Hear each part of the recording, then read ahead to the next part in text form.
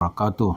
Para pemirsa, kalau kita kembali membahas Yusuf Mansur, karena banyak sekali video-video lama yang kembali diupload. Untuk apa? Bagi Yusuf Mansur yang pertama tentu untuk test market di pasarnya sebagai sebuah produk. Ini masih ada pasarnya nggak ini? Terus selera konsumen kembali ditanya. Gitu. Ini cerita-cerita lama, kalau orang melihat kan itu cerita tipuan, gitu. Omong kosong, cerita bohong-bohongan untuk mendapatkan duit. Yusuf Mansur tahu itu, tapi kembali diupload, tujuannya tentu mau mengetes masyarakat ini masih ada nggak yang minat. Gitu.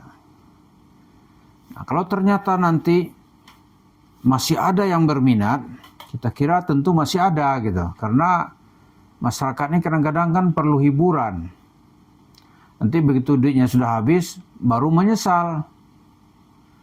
Yang kedua bagi Yusuf Mansur, tujuannya adalah untuk bisa kembali mencari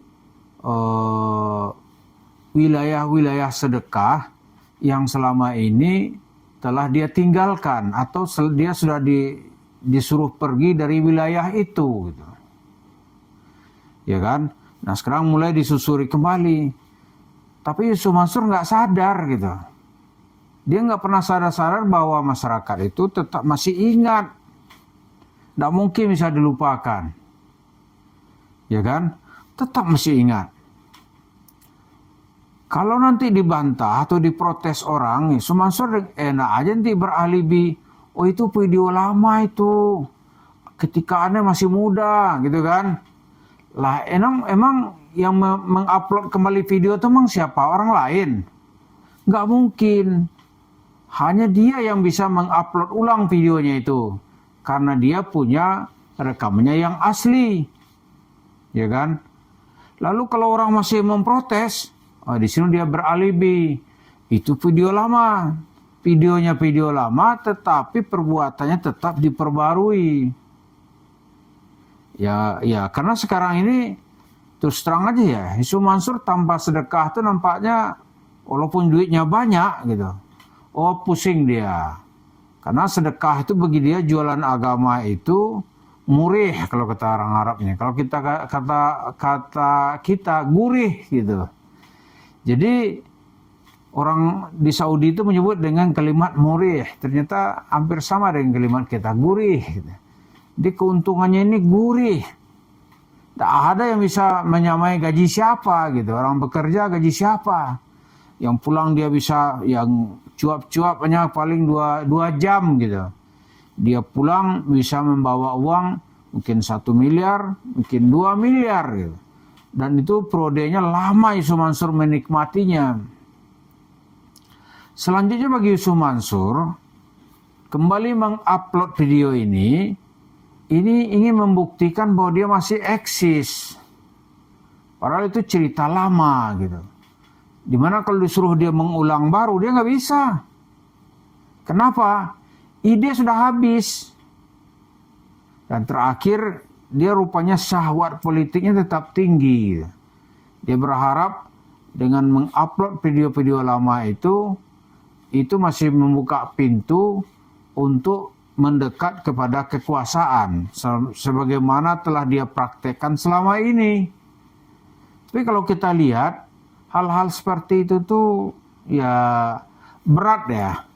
Apalagi tantangan yang muda-muda dalam dunia politik itu masih banyak, bahkan sangat banyak.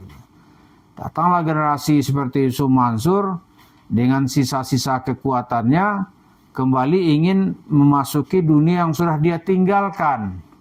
Oh terus terang itu berat itu. Karena kolega-kolega Yusuf Mansur sudah banyak yang ada yang sudah meninggal. Misalnya nih ya, Syekh Ali Jabir. Dulu kan dia bisa tandem tuh dalam cerita tahfiz Quran, rumah tahfiz, walaupun dia nggak sejalan sebenarnya. Tapi itu kan Syekh Ali Jabir sudah meninggal. Tidak ada yang bisa menguatkan cerita rumah tahfiz. Lalu cerita apa lagi yang buat Yusuf Mansur itu kuat? Gitu. Ya, pengumpulan uang sedekah. Pengumpulan uang sedekah nggak ada teman-teman ustadznya sekarang yang menyokong dia. Semua lari. Ya kan? Bahkan di tempat-tempat yang sebelumnya dikuasai Yusuf Mansur, sekarang ya diisi oleh ustadz-ustadz juga yang jelas-jelas bertolak belakang dengan Yusuf Mansur. Misalnya, dulu misalnya di kota wisata itu Yusuf Mansur seperti apa ya dianggap sana itu ya?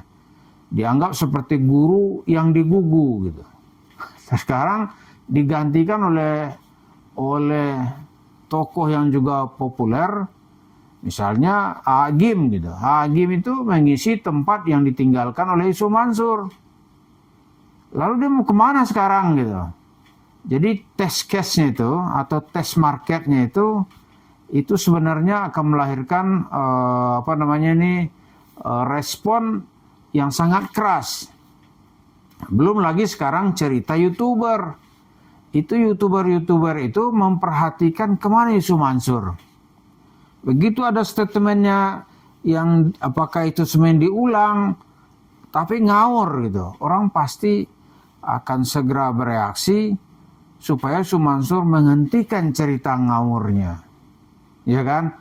Jadi kalau dia bercerita agama bagaimana? Oh, banyak sekali ahli-ahli agama yang berani atau yang mau mengomentari bahkan mengkritik bagaimana ajaran agama yang sesat yang disampaikan oleh Yusuf Mansur.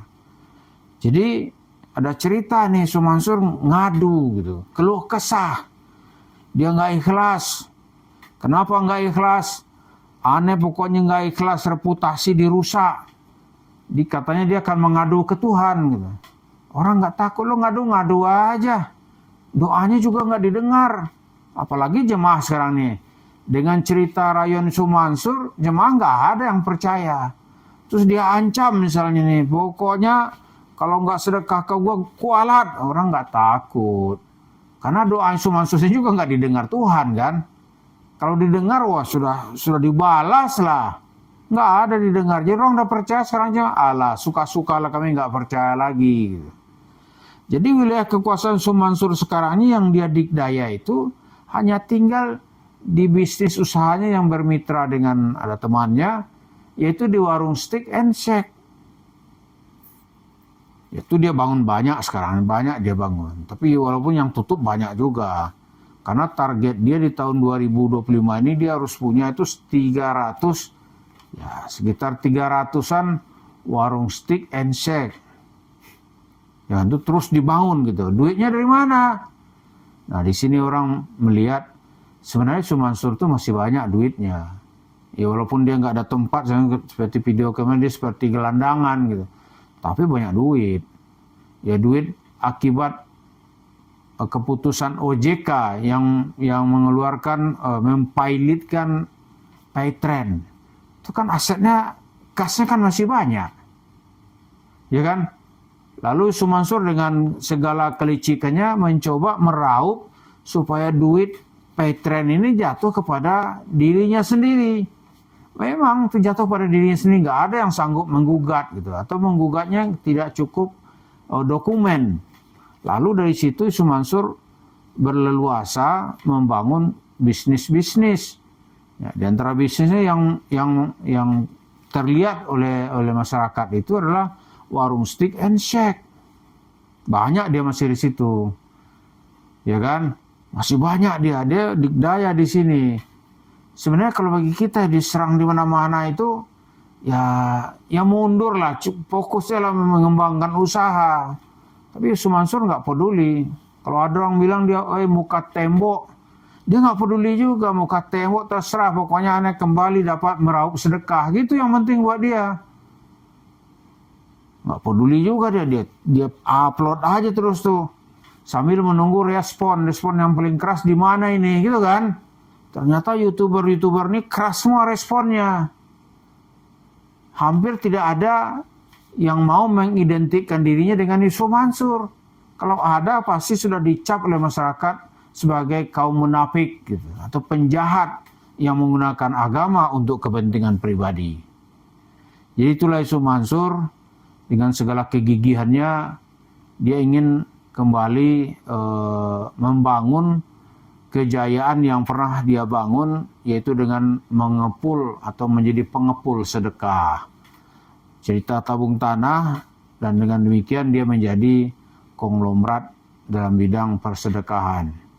Itulah Yusuf Mansur yang terus-menerus mendapat pemasukan bagus dari hasil warung steak and shake. Nah, kalau masyarakat makin tahu, ya orang akan menilai itu hasil tipu-tipu, uang tipu-tipu, dan jemaah masjid kota wisata juga sangat yakin itu uang mereka yang dipindahkan atau yang digondol dan diselewengkan oleh Yusuf Mansur untuk membangun warung steak and shake. Terima kasih. Assalamualaikum warahmatullahi wabarakatuh.